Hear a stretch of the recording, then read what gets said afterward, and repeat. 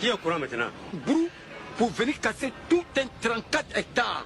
Et puis le gouvernement, on appelle le maire, il dit il n'est pas au courant. On appelle le député, il n'est pas au courant. Donc le pays n'est pas gouverné alors. Qui est au courant maintenant? Ouais, Côte d'Ivoire. Donc dans ce pays, quelqu'un peut déguerpir des gens et puis l'État n'est pas informé. L'État n'est pas informé. Côte d'Ivoire, ouais. Il faut rester branché et puis il faut écouter jusqu'à la fin. C'est pour ton bien.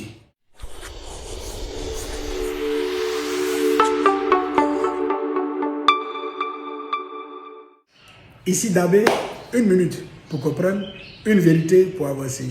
Bienvenue dans la minute Dabé.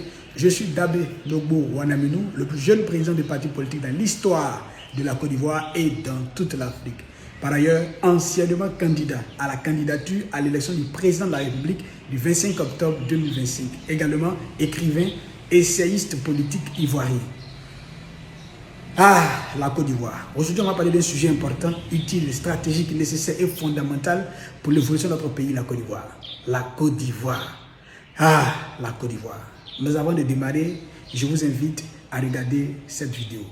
Je suis M. Ami Brouja, ingénieur de télécommunications à la retraite. Je suis le 3e adjoint au maire de la commune de Koumassi, chargé du commerce, sous Adou Assalé, le maire Adou Assalé. À ce titre, j'ai pu obtenir ce terrain qui fait beaucoup de grand bruit dans le faux de ceux qui ne connaissent pas l'histoire. J'ai obtenu une autorisation de remblayage depuis 2016 après une enquête d'études d'impact environnemental déterminant la superficie de 34 hectares. L'étude d'impact environnemental et social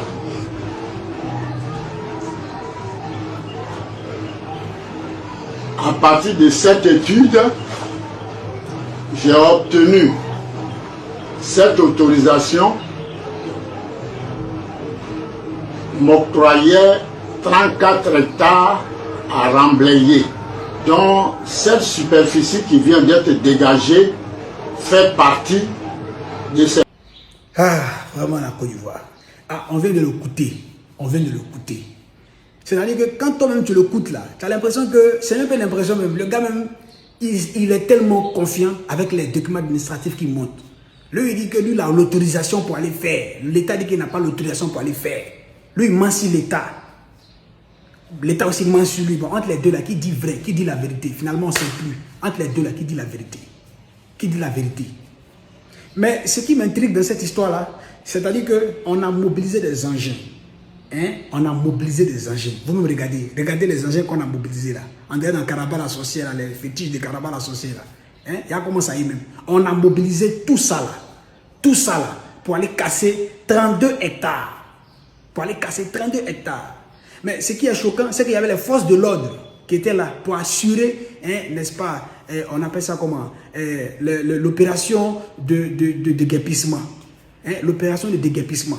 Donc on a mobilisé les forces de l'ordre. Mais ce que je sais, c'est que un policier ne peut pas aller s'arrêter comme ça, pour aller regarder, pour aller surveiller, sans qu'il y ait une autorisation qui lui donne droit d'aller s'arrêter là-bas pour surveiller. Autrement dit, si on doit mobiliser les forces de l'ordre, il faut au préalable une autorisation.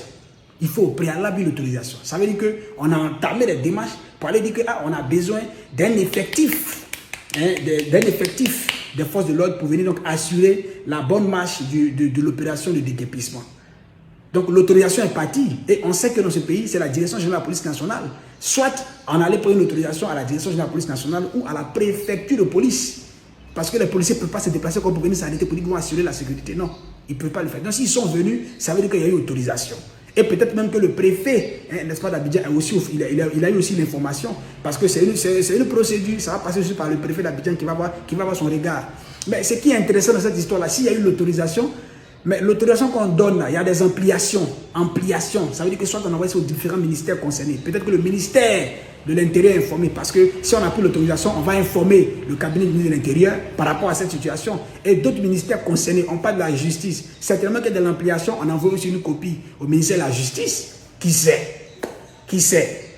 Mais on veut nous dire que non, on n'est pas informé. L'État n'est pas informé par rapport à un tel processus. L'État n'est pas informé. Dans la Côte d'Ivoire où on est là, l'État n'est pas informé.